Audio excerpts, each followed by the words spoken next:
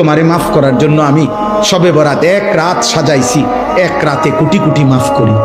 তোমারে মাফ করার জন্য আমি শবে কদর এক রাতে আমি আল্লাহ তাআলা হাজার মাসের রাত্রির চাইতে বেশি মাফ করে থাকি। তোমারে আমি আল্লাহ মাফ করার জন্য এত বড় শ্রেষ্ঠতম রমজান মাস দিয়েছি, যার মিনিট মিনিট সেকেন্ড সেকেন্ড হীরা মণি মুক্তা মানিকের মতো আমি আল্লাহ সেজদা দিবা একটা, আমার ফেরেশতা লিখবে 70টা।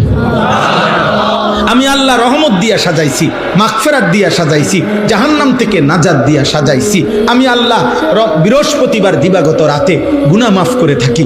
প্রত্যেক দিন তাহাজ্জুদ নামাজের ওয়াক্তে গভীর রাতে কোটি কোটি বান্দা আমি মাফ করি। তাহলে মাফ করার জন্য প্রতিদিন রাত্রে ঠিক করছি, বৃহস্পতিবার রাত্রে ঠিক করছি, শবে বরাত ঠিক করছি, শবে কদর ঠিক করছি, পুরাটা রমজান ঠিক করছি।